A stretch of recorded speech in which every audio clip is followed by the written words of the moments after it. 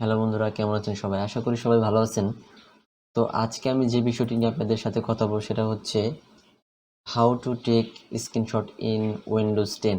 Windows 10-এ কীভাবে screenshot নিতে হয়। এই প্রসেসটি যদি আপনি শিখতে চান তাহলে প্রথমত আপনাকে যেতে হবে কম্পিউটারের একদম নিচের দিকে যেখানে উইন্ডোজ অপশনটি আছে। এই উইন্ডোজ অপশনটিতে আপনাকে ক্লিক করতে হবে। ক্লিক করার পর এখানে লিখতে হবে সিইউটি লেখার পরে আপনাকে একটি অপশন দেখাবে যেটা হচ্ছে স্নিপিং টুল। এই যে দেখতে পাচ্ছেন এখানে উপরের দিকে স্নিপিং টুল অপশনটি এসেছে। এখান থেকে আমাদের এটি সিলেক্ট করতে হবে। সিলেক্ট করার পর আপনাকে একটি অপশন দেখাবে যেটা হচ্ছে স্নিপিং টুল। এখান থেকে আপনি নিউ যে অপশনটি আছে এখানে ক্লিক করতে হবে। ক্লিক করার পর আপনার কম্পিউটার অটোমেটিকলি ব্লার হয়ে যাবে।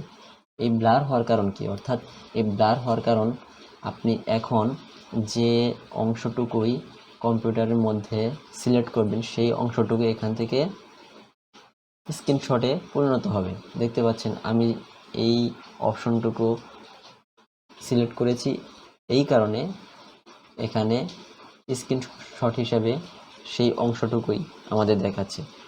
এবং এই স্ক্রিনশটের মাধ্যমে আমরা এখানে যদি আমাদের কিছু অংশ সিলেক্ট করতে চাই বা মার্ক করতে চাই তাহলে উপরের দিকে পেন যে অপশন আছে সেখান থেকে আমরা কালার সিলেক্ট করে নিতে পারবো।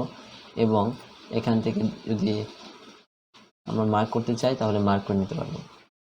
আর যদি এখান থেকে এই মার্ক করা অপশনটি যদি আমরা মুছে দিতে চাই তাহলে ইরেজার এখানে অপশন আছে, ইরেজার সিলেক্ট করে এখানে যদি ড্র্যাগ করে সেটা অটোমেটিকলি চলে যাবে। তো এভাবেই স্ক্রিনশট নিতে হয়। আর স্ক্রিনশট কীভাবে সেভ করবেন?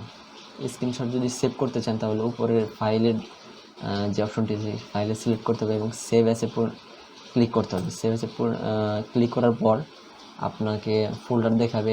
এখন আপনি যে ফোল্ডারেই সেভ করবেন সেই ফোল্ডারে এটা সেভ হবে। যদি আমরা ডেস্কটপে নিতে চাই তাহলে ডেস্কটপে সিলেক্ট করে এখানে সেভ অপশনে ক্লিক করতে হবে।